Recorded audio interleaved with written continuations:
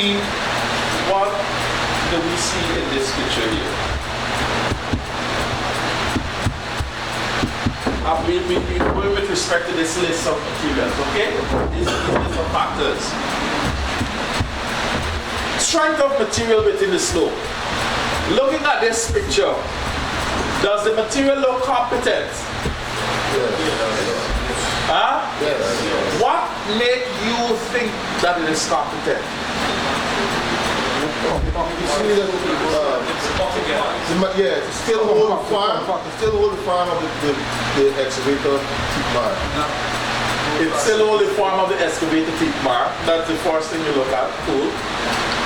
What else?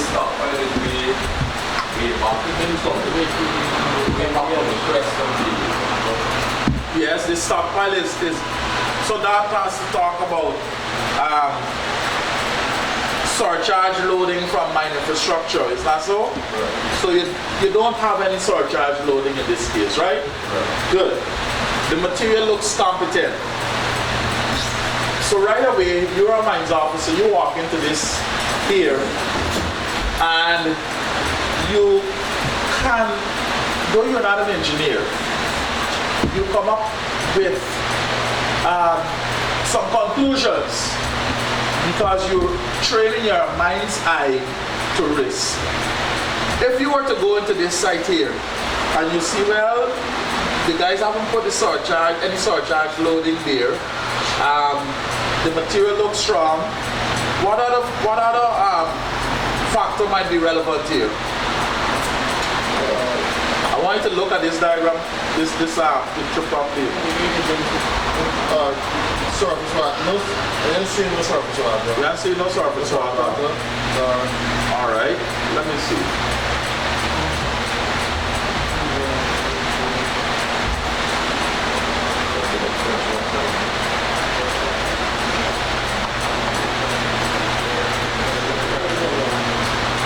All right.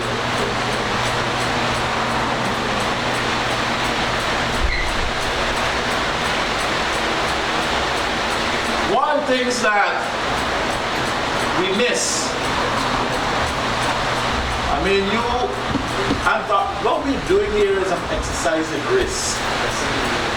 We are trying to find out what is a potential risk. One of the things can be a risk is the accumulation of water at the toe of the mining place. And it's simple for that to happen. If you notice, when the excavator digs, it's like they're digging a ditch that does dig, go down, and then pull up. So really and truly, it's like a little drain that we form here. You understand what I'm saying? So it's like a drain actually that we form. So you see water accumulate here. Now, it's not it is a risk. You're flagging something. It's something that you must monitor. Because what's going to happen, once water keep accumulating here, water is going to penetrate into the slope. And when it penetrates from the toe, from the berm, when that happens there, you begin the opposing forces, right? I think I need to explain to you that this material here, which is as a bench, okay, actually wants to slip like this. It wants to cave in like this, rotate like this. Understand? That's what it wants to do.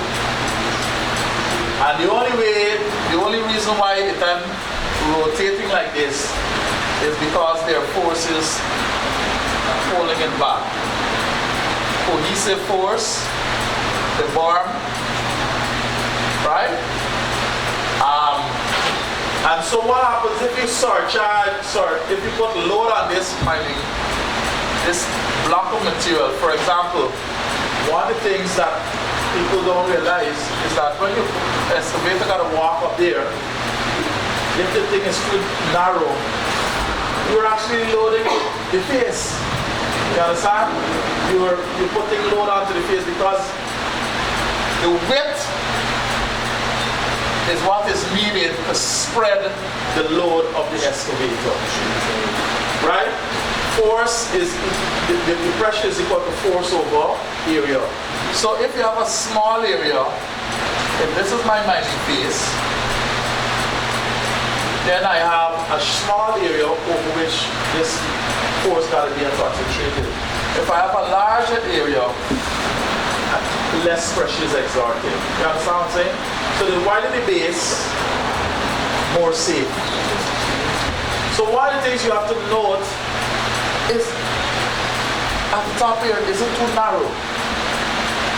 My recommendation is that it should be, depending on the height of the bed, it's supposed to be at least 1.5 to 2 times that height of the bench. Right? So if you got a 10 feet drop, you should be talking about 15 feet of width at the top here. So you must always be coming down, stepping down like this.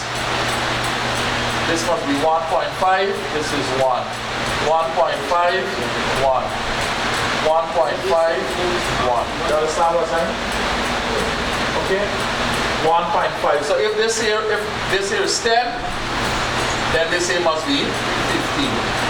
This got to be 15, this got to be 10. Alright? So that, because the excavator got to run on that track of land, there's got to be running up and down. And you read the code. Vibrations due to blasting and seismic events. Well, we may not have seismic events, but we are inducing vibration whenever excavator traverses. Because you feel the vibrations, don't you? And that's what a seismic event is. The seismic just means some waves. So you're inducing some wave into the ground. You could either have it due to a volcanic activity, or you can have it due to an excavator walking up and down on the surface, or a big truck loaded with fuel coming through and you feel the vibration going on. Is there any limit to height of the water? Good. Is there any limit for the height of the mining wall?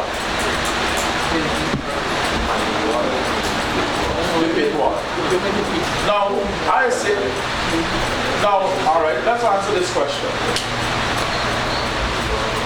These things have to be designed by an engineer. That's the first answer. Okay? They have to be designed by an engineer considering the strengths of the material. Okay? That is to say, the material has to be sampled. It has to be analyzed in a lab. They have got to take the strength from the material, and then based on that, we can see, well, what is that maximum height that can allow the wall to be stable. The fact of the matter is that we don't have that information. I mean, we say we must have truthful discussions. So let us slide. Okay? So we don't have that information, but we need to have it. So what do you do in the interim while it is not here? You are the first line of investigators. You must have something to work with. Now, you understand that it must be designed. But what must you say, what must be flagged in your mind to say, oh shucks, this seems to be something that is unsafe? Potentially. It might very well be safe when the engineers do the design. But the Mining Act gives you that discretionary power to say whether you feel the mine is unsafe. You have that power.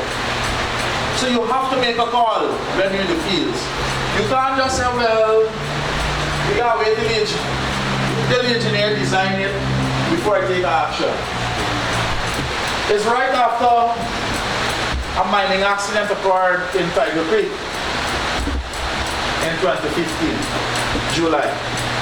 This picture here represents what happened at Tiger Creek A man get covered down. Man down. According to, but you know what? The height of the mining phase because this is not the height of the face, you know. There's a bench or an attempt of a bench. This is not the mining phase. The mining phase is still down at the bottom here. So really and truly, the height of the bench is from here to the inclined angle. You understand what I'm telling you? That was in excess of 100 feet. Now, how can you have 100 feet with almost no bench? I mean, remember we said one of the things that must be there is adequate width of the bench. Now you see there's no width. You understand me? Then you have the surcharging, the load surcharge here, right there. Everything strip and put right there. So this is number one. Surcharge of fifth walls, right? And this is number two, excessive bench heights.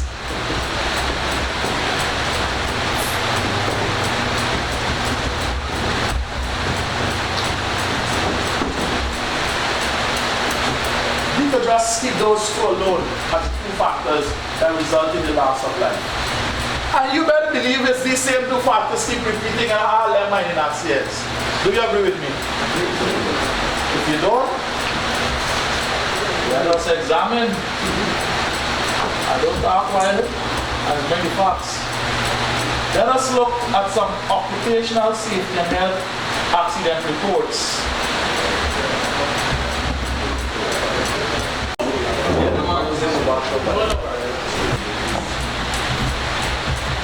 What was the injured person or dead person doing at the time of the accident? Was throwing stones out from the pit drain. Date and time, the 29th of May 2016 at 11:30 p.m. That's when they were medically examined. Right? Good. Was the dead person or injured person designated or authorized to do the job they were doing? Yes. This is a pit man. Was the dead person or injured person experiencing the task they were doing? They don't have much experience in throwing stones. Alright? It's a task. Was the dead or the injured person conscious or unconscious after the accident? Unconscious.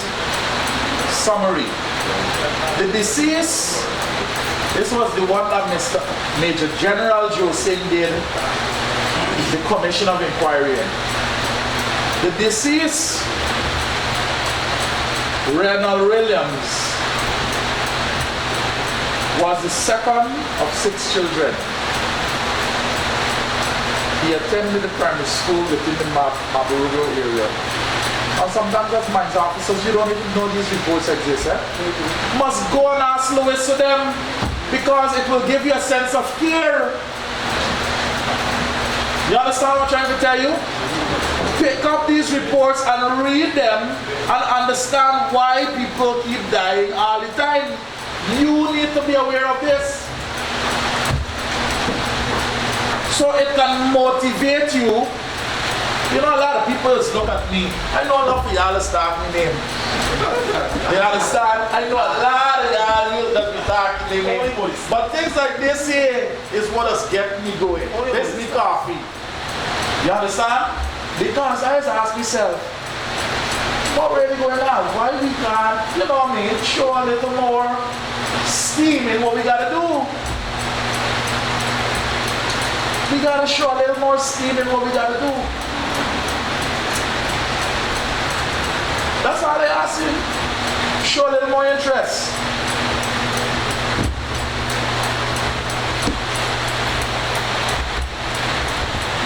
At the time of the accident, 6 persons were working in a contiguous mining pit, including the deceased. The deceased was a laborer, pitman. His job was to clear all the debris and large rocks from the path of the Merak.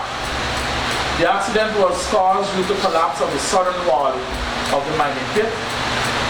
The mining was advancing the southwestern side of the pit, but it's the southeastern pit wall that collapsed. Imagine a pit have a southwestern part and a southeastern part. There's, you could say the right side or the left side, depending on if you're facing the pit. So if you're facing the southwestern, right? The opposite side, the southeastern, would have collapsed. It therefore means your active mining phase is not the mining phase that will actually collapse. The one behind. And lots of our mines officers allow miners to work, and the miner telling you, well, you see the thing already from there? But look at the one on the side. One drop, 90 feet. And you are not to say, but you know.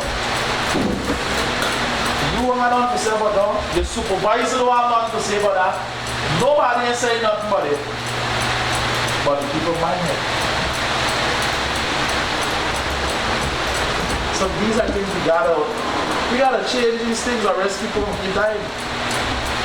This is evidence that the man died not from the pit wall that was in front of you, but another pit wall, whether it's from the side or behind. So when you go and you monitor, don't just look at a mine as consisting of walls from all four directions. And you have got to assess the risk from all of the walls, not just one wall. Because what you find miners do, they always bench the wall that they're mining, but they don't bench the side walls because it's more cash. And then what they want to say, well, we are walking so, there's a common thing that's we working so, not so. The string running so. You understand? So you've got to correct that. You got to impress upon the miner that it doesn't matter, chief, if you're working so. You're in a mine. And a mine has to be safe. Like I say, the mentality that like some of the miners want to use is like they're in a house and it's leaking, right? But only when you want to cook, you'll go and fix the kitchen so that you can just cook your food in peace. And when you're ready to sleep, you're going to fix the part where there will be a bed so you can get to lie down and sleep in peace. And when you want to toilet, and the water dripping down in the middle of the bowl, you're going to fix the part because you want it dripping in the middle here. What are we doing? We're dealing with situations so as to fix interests, we own self-interest. But you are the regulators. You are the representatives of the regulating agency. And you got to let them fix the roof, the kitchen, and the toilet before they could live in the house. That's what regulators do. Regulators not gotta be economists or social policy workers. You gotta regulate and implement the laws. Don't let nobody put you in a gap. I know you have a gap after this training, but still let it be known that you gotta carry out your statutory responsibility. So just reading this first part shows another issue. You have surcharging, you have excess bench height, and you have pit walls that are not adequately benched and sloped in all directions. They might just be sloping the southeastern wall and left the southwestern wall. You have to, and this is common, at least as I said, when you visit Madio. Sorry for who does walk Madio. But it's days where we're in. Somehow when I'm getting from nowhere. But the point is, you've got to be able to stand up to the miners and say, but yeah, they're wrong.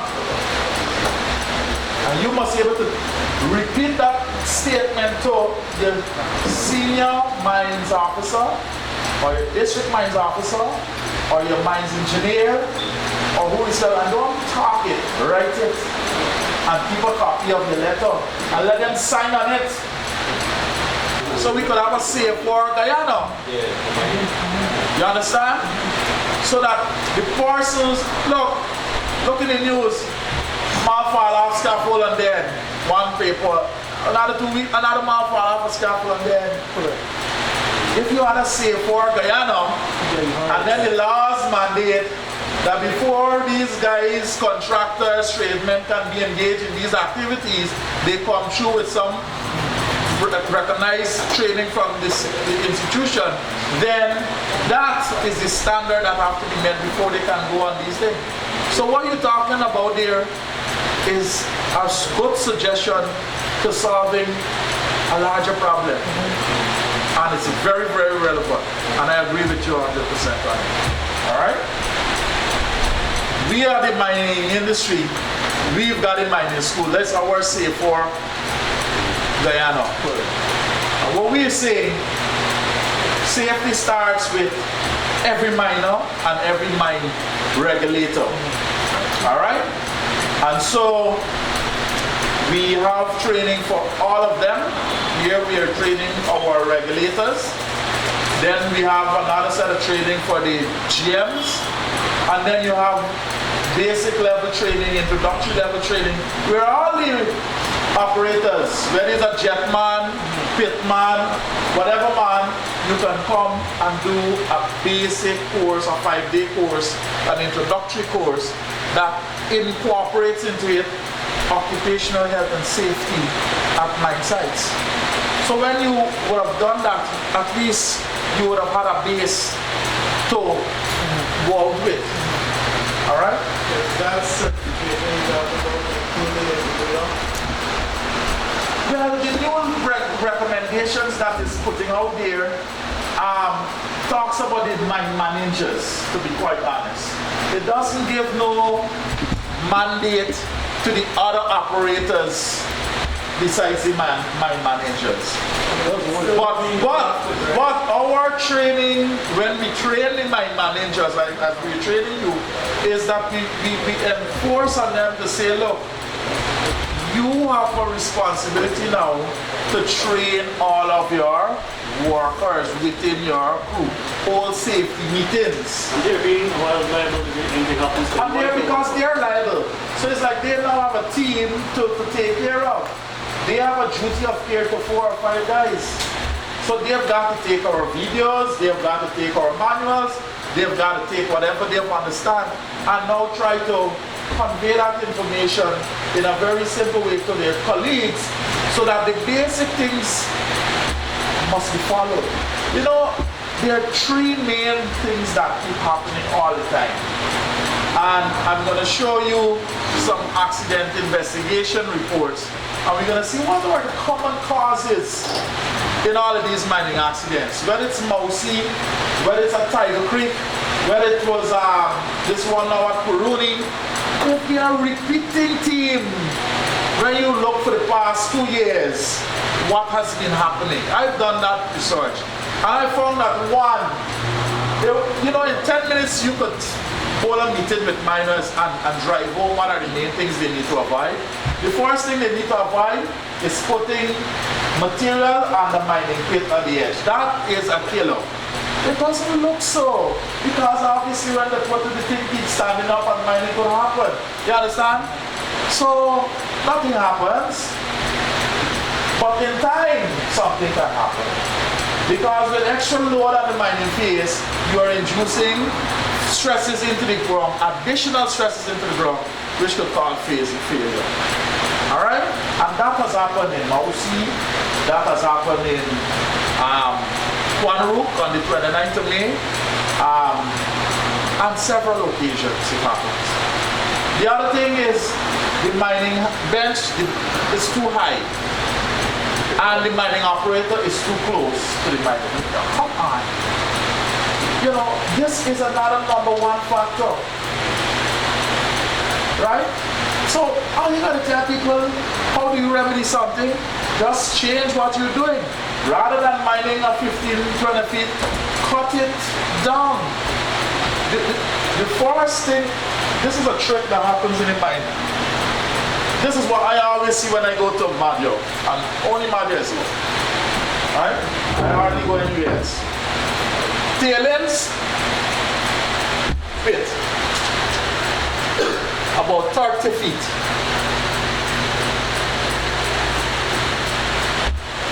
And a man there down here beating the, he telling me, man, well, I'm catching the engine. Now, fair enough, this is the man's dilemma. The material is tailings, so that means not everything has gold. He might be catching an engine that might be somewhere here or somewhere here, a gravel. Okay? So, he washed all of this material from top to bottom, exposed his face, and basically he just focusing on collapsing this bottom piece here. But when you collapse here, guess what with the material at the top? It crumbles down too. I mean, it don't fly away and go to some other location. So what's the first dilemma? Is that you're still mixing, diluting your ore. You still gotta pass through all of the material through your sluice box. It comes down to the same square one, the same end result, compared to if, and this is unsafe. You agree with me? But you could have done, all right, let's say this is your pay material here. There's your target. You could have just said, look man, if this is my pit, and I got something here that I want to target, and this thing is 30 feet, first let me take off a 10 feet. Now when I pass just through this sluice box, there ain't gonna be nothing for me. But guess what? They still have to pass this material through the sluice box anyway. You see my point? You understand? So strip this like that, take this off. Then come in here, take off another 10 feet, pass this off. Then when you come in here, you actually get to the, so I should have pulled this back a little more. You understand me? So what you're trying to do is getting to the area of interest, but you're stepping, coming down. In tailings material, you can do that. You understand? You can step without any excavator in tailings material. Because tailings material really and truly, it's loose, but when you start to wash it, you can cut the land in 10 feet sizes. And all you gotta do is make sure you have a wide ledge so that you're trying to induce stability in the height of it. And you can go down and you get your stuff. Alright? Now the other thing is, though you might be able to do this, there's certain total slope that have to be considered, because you can't, because the strength of the material, because there's no strength in tailings material, there's no strength, there's no cohesion, it's lost. Alright? All the cohesive strength is gone. So there's zero strength, or it might just have a fractional strength due to some level of consolidation. Alright? But essentially this material is high friction material, non-cohesive soils. So the depth to which a pit could be in tailings should not even be 30 feet. I always tell people, a 15 feet maximum is where you should be boring in tailings. Why are you going 20, 30 feet in tailings? That means you try to imagine what is 30 feet of tailings. Why would you get 30 feet of tailings in the first place? A lot of stuff had to be put there. You understand me? So, you know, it's spread out the cone, exactly.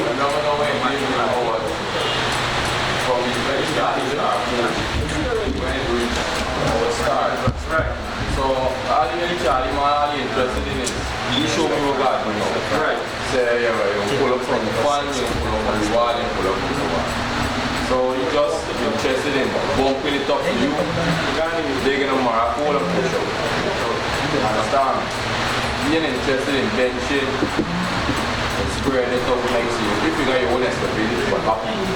People who own excavators won't go made, right? In a place like Mario, what it is, they have all these over there, man is a make a 50, 60. So you can just bump up. Sometimes you bump up now, you get 50 now, you have to pay expense, you have the excavating extra back again, you're bringing a bigger bump.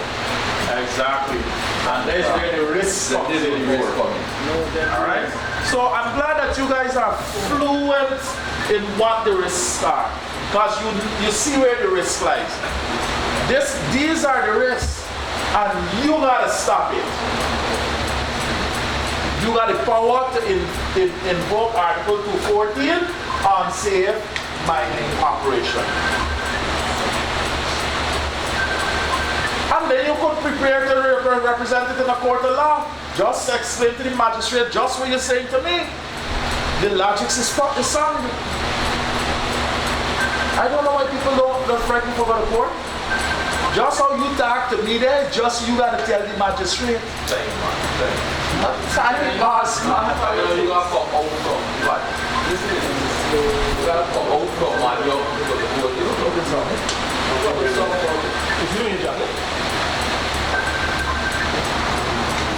What's really interesting that you talk on the phone a lot. You know this messenger chat.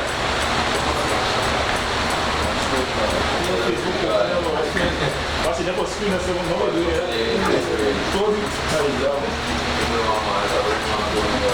Desligou o financeiro que tinha. Alright? So you have a good sense of what are the issues. Don't be afraid to represent your belief on these issues. Because my brother, take this from me. It comes back to bite you. You know why I tell you that? I tell you that because the guy that died on the 14th of November in Whitehall, long hair, family, hat. I spoke to the guy. Because we were in Madhya, September, October, doing our first batch of training in Madhya last year. And we walk across Whitehall to carry the children into the bush to do the little GPS work. And I stopped with some of the students and encouraged the guy to come out to the class. But remember, we were in our last 2 days of the training. So he said, you're going to catch the next batch. That's what I'm trying to tell you. He said, I'm going to come and I'm going to catch the next batch.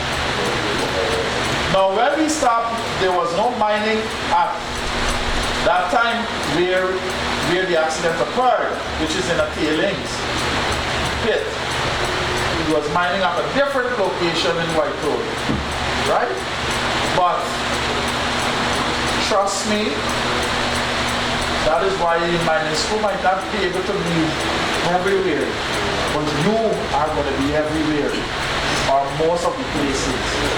And that is why I'm trying to impress upon you, to press a seal of concern to you, that when you see a risk situation, and this is what this afternoon is about, our discussion is not nothing academic, it's risk.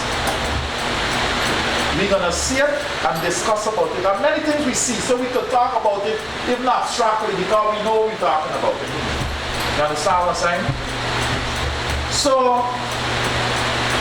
you have got to, don't be afraid to give your man a C-sword order, brother. Don't be afraid. It's better you receive order get repealed than it was never given at all. Look, the accident happened. Somebody already gave the man a C-sword order. You cover yourself. You understand what I'm trying to tell you? Suppose the mines officer have no sense of nothing, and he passed and he didn't give no C-sword order. Now when Gary Best, Commodore Gary Best come for doing investigation, he called on the mines officer in the area why you didn't see this situation before. You see what I'm trying to tell you? Yeah, go ahead. He said, you see, you don't come in here for a week. On your itinerary, right? Yeah. For the week. You want to cater to go that, in that direction. Yes. What will happen in the days, but You know, you're bringing up some lovely questions. Still getting a whole Let me show this man. Let me show you something. What's your name again? Sharples. See, Sharples, what you were talking about, everybody have those same questions. And what you were talking about, we have no system of monitoring that prevents it. Because that's the fact. You go into a new area, you got to now get some time to adjust to the area and see what is what. But there's a way to solve that problem. There is technology that can assist you to solve the problem. And one of the training that we will be doing is called the value engineering approach to mine monitoring and reporting. The value engineering approach. What do we mean by the value engineering approach? Value engineering seeks to add value to something. You analyze something, see what it does, and then you try to design something to improve on what it does. You might be able to say this bottle carries water, but I could have something else that can replace this bottle that could carry water. It might carry more water in less time at a lower cost. That's the basic understanding of value engineering. So what we're talking about here is, what are we doing as mines officers? Let us look at it and let us see what else we can do to make us do more as mines officers. When you go and you check mining operations, what you just do, you just make a report, right? You just fill up some forms, right? And everything is done, printed and submitted, right? Good.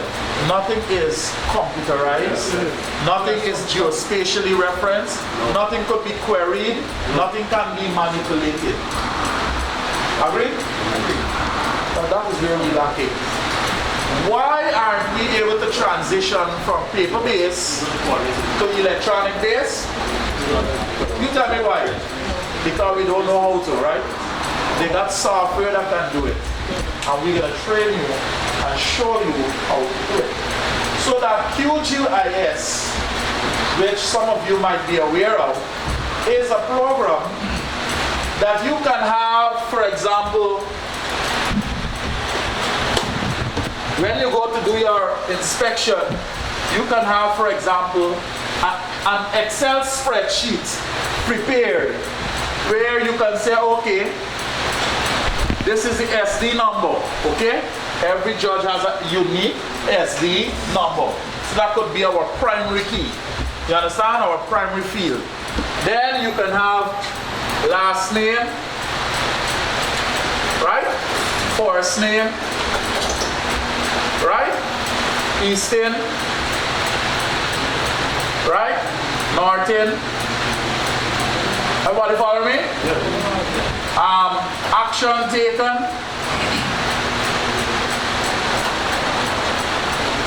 date of action taken, right? And you can have pictures being appended as well of the mine site. They're talking about drone footage. You can even have a drone run of the area in which that site could have been captured. So what we're talking about is that an Excel sheet for several judges that Sharples went and inspected. Let's say Sharples went and inspected 10 judges. SD 1201, 1202, 1203, 1204, 1205. And they all have easting and northing, they have names, everything. Action taken, very important. One of the things that we don't know is how many CSWAP order was given to a judge. If I ask you for SD 4690, what is the total number of CSWAP order was given to this judge over the past 5 years? Bam, bam, we didn't problem. But we need that information. Because if we see a consistent pattern of CSWAP order being issued to this judge, then we need to issue some recommendations to the commissioner or to the manager who then forwards it up to the commissioner. Because you can't be entertaining a minor who is consistently breaking the law. If every time the police got to stop you and they got to give you charge, after so many times you got to court, you got to get your license revoked. So we have to have a way of seeing what is there. The other thing too is that you will have a column that deals with the risk level in terms of collapse. So you can go in a field and you can see, all right, give it a rank. From 0 to 4 is a low risk, 5 to 7 is a medium risk, 8 to 10 is a high risk. So you know, you can come up with a risk number for the operation, okay? And you may have this judge is a number 8, this one is a number 2, this is a number 1, this is number 6, this is a number 4. Now when he comes, he brings in his database, put it to IT archive it nice. You go, you bring in your 10. This person will bring in their 10, 20, 30, 70 mines officer bring in their little bits and pieces. Following a standard, you have a database. A database that has a time stamp. All of this was done on this date, or within this period. First quarter, 2016. Second quarter, 2016. This is what the situation is on the ground. And so what you can be able to do is that you can perform queries, sort all of the high-risk operations. As a matter of fact, this here can now create what we call a CSV file in Excel, and that CSV file can now be uploaded into QGIS. So that's what we will teach you. Okay? We teach 300 miners how to do this already. That's the intermediate level training of prospectors course about, using QGIS. Alright? And you can sort these. You could sort by dredge number, you could sort by last name, you could sort by race, you could sort by anything. Understand what I'm saying? Your action taken could be codified. All action taken with respect to regulation 214 could have a code, maybe 214. So that they all relate to the same category of offenses. You understand? And so you can codify your actions taken. You don't need to have the details. You just need to have the code. The paperwork will be in place, but you have what it is. Right? And that is what we're talking about. So what you're doing here, that every mines officer, not coming with a, all right, you're using a laptop to just type up a Microsoft Word document to be printed. where you sign and give your manager office, your manager alone. You still do that, but in addition to that, you're using tools to increase value. So that you as a mines officer can say to your supervising officer, I have 2 operations that needs immediate attention. This is Operation George 1201, located at this coordinate. This is the name of the holder, and Operation number 1204. So right away, the mines engineer, he got work to do. He got specific interventions to address. Now you can envisage what's going to happen here. You think about that and ask yourself, if we are to do that for 12 months and everybody get up to speed in the whole of 2017 doing that, do you envisage 2018 being a year where we don't capture many of these things? So that when you move into a mining area now, you know which district it is, because you could even put in district. You understand what I'm saying? So when you go in district 2, and you can put a column for whether it's Quanaruk or whether it's Madhya, you can subdivide. So all these things can be designed in the tables. So when you go in, you could come up with a database before you go into district 2, before you go into Quanaruk, and you could do a sort for Quanaruk and see a history of mining operations that are in Quanaruk and what was the status. Who has been charged for serious, was there a fatality, when was it, who's got the most number of cease work orders. So right away, before you even go on the ground, you got a picture of who you got to start. You're profiling the situation.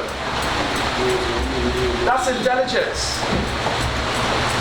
And that's right. And so now you could set your itinerary now. That could now guide your itinerary, because you have identified high-risk zones that you need to spend more time monitoring, and the low-risk areas you spend not as much time there. So we will be doing this, you will be doing this, and it's going to be a 5-day training, and we will work on designing a sharp last sentence. Factors to be considered with respect to maintaining effective gun control, safe working conditions include. We said the strength of the material within the slope. You know, one of the things that our purpose is risk identification. That's our main objective. But let us relate what we're reading to risk identification. You will see material that is more or less competent. Like you said, you see the grooves in the material. And you gotta be honest, it is competent. It's stiff, it will stand up. This is where you're gonna find the challenge in the bush, as I found in Madhya. The mine operators, and rightly so the mines officers, will allow a 30 feet high, 1-drop bench. Sometimes 70 feet high, 1-drop bench. But you have the grooves in there. What will happen there is that the material is gonna stand up. You understand? So you come today, it's standing up. You come next week, it's standing up. As a matter of fact, this guy will tell you, as he was just telling you, the collapse that happened in Tiger Creek in 2015, the material is no different in terms of strength parameters to that stiff green material that is in Madhya. In Madhya, you have that stiff green material that basically is a paleo channel material that got the gold. Sometimes about 60 feet from top to bottom.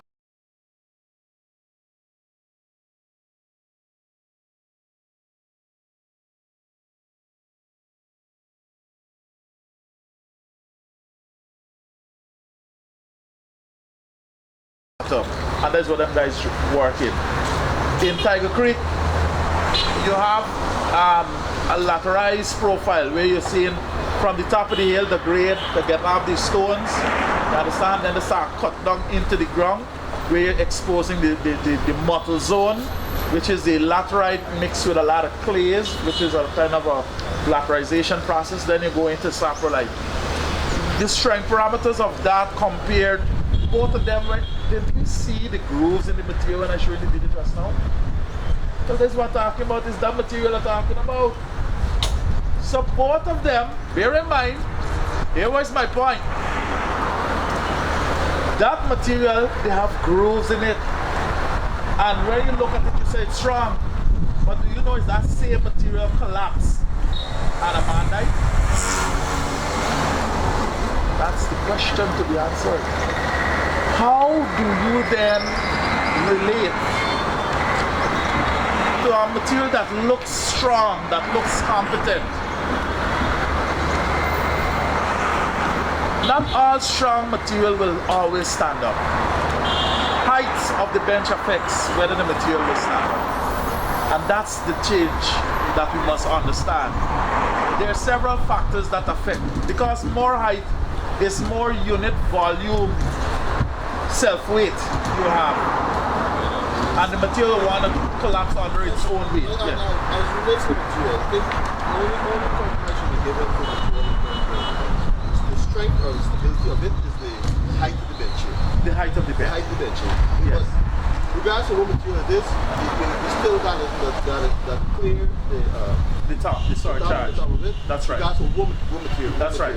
Right. And it wasn't, if it's sand, more loose material, Right. you need benching at That's right. close intervals. That's right. That's right. So the only compromise in terms of the strength of material is the height. Is the height. We know for a fact that we must remove all of the surcharge. Yes. So don't let ever the miner tell you, man, because remember rolling back the stuff is more fuel you gotta burn. And we understand though, it might be another 2-3 drop of fuel for roll back the stuff another 60 feet backwards. You have to let them do it. You have to. In Whitehall, what I found is that they got like 30 to 20 feet of sand on top of the stuff that they're really looking to mine. The sand has got to be rolled back. What they want, they're rolling back and left it right about 10 feet from the edge. Let's do, how far back? 60 70 feet back. You understand? So, you gotta, these are things that you gotta really go back to the field, start implementing, bro. You understand? Because I'm telling you, these are real situations. You will find, I guess you will find it in all them locations. Right? So the height caused that accident in Tiger Creek. But what Gopal was saying to me, while he was in my officer in the period, is that they were seeing the cracks in the wall. You understand? Remember when failure about to happen, you'll get these vertical cracks. You'll see like the material, well, I don't know if you understand how the cracks happen. Remember I draw a circle to show you something happening there? Well, that coming down is where that circle can begin at any of those vertical cracks. So you can have several slip circles in a mine face. So what I'm saying is that I had a video there. You might see a block of material with a crack. That means you could have had a slip failure, just the load would fall down. Then behind that, you might see another crack developing. It means the whole bigger chunk of material would fall on that different slip circle and fall down. So there can be several slip circles being developed in a mine face. So when you see a crack, don't just think a crack is something for open like this. A crack is a potential point tangent to a slip circle. You know what I mean by tangent, right? With this bottle, if I say it's tangent, just jam the edge. So if I see a crack here, it means that I could bring a circle, jam in this this tension crack here, and everything from here coming forward would fail, fall down, rush onto you. That's something you have to see as a risk, as a hazard. So I got some beautiful videos of white power showing you these cracks just like wool. And the guys that was there right at the bottom, they're beating with the hose. But not gonna happen for a couple of months, yeah. Accidents don't happen every day. It did not for months, from May 29th to the other day was Saturday when the guy died. Not gonna happen. That's what I was saying. Accidents don't happen every day. But it will happen if you don't take precautions and measures to deal with it. We can prevent accidents. Accidents are preventable. Accidents are preventable. We gotta use, we gotta ignore the risk. So when you see these cracks, bring a chair now. Oh, when you see these cracks, recognize that these cracks are potential tangent points for circle of failures that carry the whole block of material with it. That's the first thing that you're going to see. So that comes with the strength of material. We see in both material, Tiger Creek and in white hole, grooves will be in that material. The material is hard, but the height of the bench affects that failure. Water accumulation at the toe affects the failure. Potential cracks in the facing, and Gopal was saying that the guys don't be Charlie for dig the crack. That's what they do. There. Let me explain this to you. This is a block of land. I got a crack here in the middle. So this is the facing. This is the weight of the facing. I got a crack here in the middle. You come with you, Charlie. You know what this crack means? It means that from here going forward, I got a circle that could make shooks and fail. That's what a crack means. You understand what I'm saying? So you might see a crack here, a crack here, a crack here, a crack here. It means for this facing, you could get a circle going like that, another circle going like that. You understand what I'm saying? That's what it means. So, guess what? If you are at a facing, which crack is more dangerous to you? The cracks that you see coming out the facing like this, or the cracks that you don't see from the facing? The one you don't see. Glad you're following me. So what it therefore tells you, you gotta go at the top of the land and check for cracks. And that's what people don't feel well. You understand what's going on now? There's another risk. But in that case, when the cracks too, for me, you don't see the land breaking from the top. Yes, I know right. See the cracks, but then there might be water seeping into those same cracks. Make it worse. You wouldn't be able to see the back end. Well, here what happened. That is why the mines officer and the let me put it this way. We got a big job to do. Monitoring a mine is not an easy thing if we're really trying to do it well. You understand what I'm trying to tell you? Because when you don't walk up and down and jump Takuba and then you reach, you're tired, you just want to do your routine thing and beat out. Then after one time, you know, walk around the crest of the mining face and look for what? Cracks. Really, there's a GM job. That's what the GM's supposed to be doing. Every morning and during the duration of the day, because the cracks that are more dangerous to the men in the pit is not the ones that they see, because the ones that they see is going to be failing in a different direction. It's the ones that they don't see, the ones that are going to fail coming towards them. Exactly. So they got to walk at the top of the land and have a sense of what the ground looks like when it's cracking. And remember, these cracks don't be big on the surface.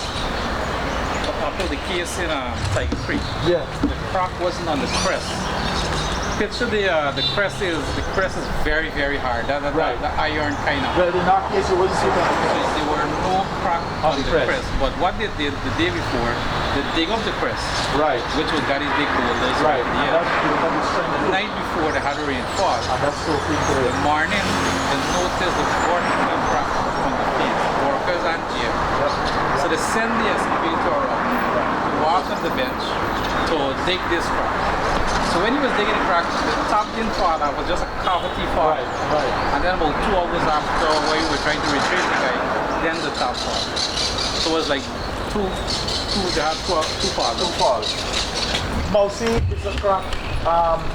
The video, the guy, one of the video that I was going to show you at Mousy, one of the witnesses says that the workers saw a big crack.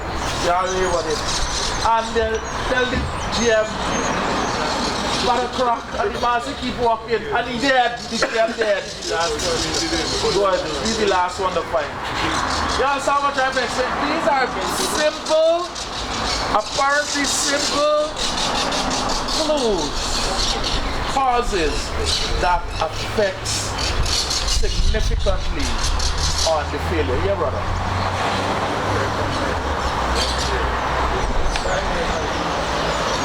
What are the corrective measures when you see the cracks? Yeah, what can I advise on my You first have to give him a order to stop working. What? All right, let me first. The procedure.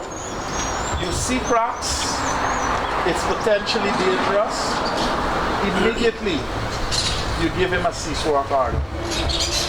You don't know when the crack is going to fail. Don't take that risk onto yourself. Nothing is wrong if a mine has to go to bread for day. Something is wrong if in that same day the pit collapses and you're the officer around. Is that the logic? There's A or B. There's black and the other alternative is white. Which one you want? They're not gray, brother. You understand? Because Commission of Inquiries, when they do that, always gonna check where was the mines officers, where was the engineers, why they didn't have flag everything. You understand what's going on? That's how these guys just come to you. They only saying a set of things they're gonna think and sift things out. But at the end of the day, they're gonna come with a strategic way of getting the information. You are responsible. Does the law say you're responsible? Yes, it says you're responsible. So then why haven't you implemented the law? I mean, we have recognized, having studied the accident, that it was due to tensional cracks. So why didn't you? That's how we're going on. So my thing is, you may not necessarily, that is why the photographic evidence is important. That is why I told you guys right down there the name. Because you must have snapshots of what is happening in the pit, and you have to archive those photos. So I have to say photo number 1 to 6 is SD number 1401. You understand what I'm saying? And when you download, make sure you write it in your diary. Your diary is prima facie evidence in a court of law. Don't write it in a book. Everybody got a diary? Who don't have a diary? Well, write down the name of a diary. Now once you go in the fields, everything you do in the fields, please write it in your diary. This book here is not a gift from the GGMC. This is a strategic way of GGMC saying, I want to see an evidence log.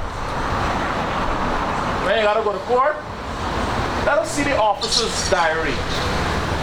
If you want to have a love and dial number and all kind of thing in it, it's you choice. This is not for them. You understand? This must have date of inspection, dredge number, name of Minola, Eastern Norton, and if there's anything significant that you need to flag, a note of it must be in this diary. You got your checklist to do too. And as I was saying, the checklist is not as strong evidence as this. This is prima facie evidence in a court of law. This is going to be accepted then by the courts. You understand? So put your observations into your... Alright? That's another thing to be wise about. Alright? Yes. Request another diary. Nothing wrong with requesting another diary. And if you got to scratch the date and put in what date, put the right date for your observation. Don't write on the wrong page. Or if you're writing on the wrong page, just put the dates at the top with your handwriting and something like that. So getting back to the guy's question about what the possible solutions are for a place where you see tensional cracks. Look, tensional crack, we understand what it is. It's a sign of failure occurring. Hence, there are some tensional cracks that are superficial in nature. For example, you go in White House, you ever see the sand just collapsing at the surface and just running down the surface? You'll have tensional cracks that cause small slip failures. It becomes significant with the height, the total slope height. If you have a large slope height, 30 feet, 40 feet, exceeding going along, when I say slope height, total means bench up. When you look at the incline distance, the start to 40, 50 feet. And you find tensional cracks in the upper benches, it means that failure can occur from the top and go on to the bottom. Understand what I'm saying? You may not be able to monitor the intermediary benches in a pit. You need to say you would only be able to walk on the top of the bench at the top, and if you go in the pit, you might just be able to see what is at the bottom. And these are the two that you gotta relate to. We don't expect you to go to every bench and, but you probably can see from some strategic position if you have to have an eye out for it. You understand what I'm saying? And take pictures. Listen to me. Common sense is the greatest wealth every man could have. We can't predict when a mining pit is going to fail. Let me be very clear about that. So this is the answer to your question, Sharp. What's the name of it? Series. You can't predict when a mining pit is going to fail. We can see some signs and symptoms that failure may occur. But we can't say, well, it's going to fail tomorrow, we're going to fail next week, or if it's going to fail at all. But what we can do is document what we see and take a position. So if in your opinion, you see that the pit seems safe to you because the bench height compared to the weight of the press, 1.5 to 1 is in place, but yet you see some tensional cracks. The tensional crack is mitigated by the bench. You understand what I'm saying? So that if failure occurs, there's something to trap that material. So you're using logics. You understand? So then people now go like dummies into the field, and every tensional crack you see, they want to give a CISO or card on. No. You have things to mitigate that, and that is why the bench is covered. Once you put the bench height, and I say don't let it exceed 10. They should only exceed once they have a design and an engineer design to prove otherwise. I'm not saying that a bench can't be safe at 20 feet. A bench could be safe at 20 feet, 40 feet, but it's just got to be proven to you. You understand what I'm saying? Or it got to be proven to the GGMC engineers who must approve it. And then you follow that plan of action. You see what I'm saying to you? You don't take that responsibility on yourself being a man's officer to say, well, you want now. This thing is 20 feet. I believe it's gonna No.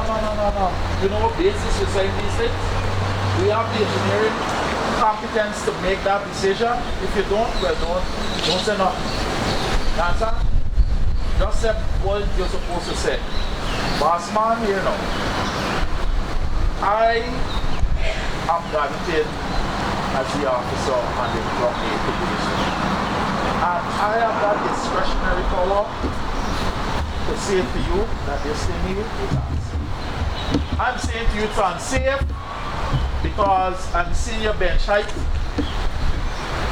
is 10 feet or 20 feet or 15 feet and your bench width is only 5 feet. And I believe that it is unsafe. And so I'm invoking Article 240. Let the seesaw harder be in place and let the engineers lift it. Understand what I'm trying to tell you? Let the engineers lift it. Or let he go to court and say that it was not unsafe. You understand what I'm saying? Meaning to say he will have to prove on what basis it is not unsafe. He has got to bring a design that has to be approved by the GGMC. Because GGMC has that mandate to request for each mining operation to submit a mine plan, and in that mine plan comes design which considers geotechnical information and design. So you understand what I'm trying to tell you? You walking on a rope. Your work is a transition between an engineer and a layman. Understand? That's where you are. That is why they say you must have diploma. Remember, the one requirement is not a degree, but a diploma in civil engineering or geological engineering or something, correct? Or TI or something. Because you don't know nothing and do this work. Or you don't have the capability to learn something, such as what we discussed here. You understand what I'm saying? You must be able to relate to certain concepts. So, you're not an engineer, but you're not a full leader. And so you have to be able to form a decision, a conclusive decision. I see the bench height compared to the bench width seems adequate. There seems to be adequate number of benches. Every 10 feet there is a bench, a width. 15 feet, 12 feet, okay. You go up 10, 12 feet, 15 feet. You understand what I'm saying? How much you have 15 feet? I got 14 feet where you understand? That's how I'm trying to say it to you. It's a discretionary decision you gotta take, yes. I was wondering, are these like small scale up? Right now the mining regulation dealing with the small miners. Yeah, they're making some adjustments to the small miners. So what the idea is with the small miners, if I could just answer your question. That's a good question. We recognize that the small miners don't have the competence. They may not have the financials to even employ people who have the competence. And so what we have recommended is that the mine managers for small mine operation must be trained and be exposed to just what we're talking about here. So that they now have insights as to what to look for. They now become a form of regulator to self-regulate what they do. So they understand the importance of tensional cracks. They understand the importance of having the bench heights, the bench widths, and standing away at a certain distance. So that even if they follow those basic tenets, they will have invoked safety within their operation. Like I said, there are only about 6 things that really cause people to die. One, that they're too close. They're not 1.5 away. I want to see who dies on a 10-feet bench, 15 feet away from the bench. I've never seen an occupational incident report where that happened. I'm still to see it and it will never be seen. Because the engineering of it shows that it is safe. The factor of safety is 1.5. If you're 2 feet, 2 times the distance away, you're at a factor of safety of 2.0. You understand?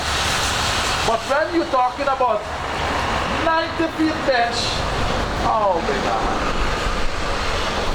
Number one, you're supposed to be doing the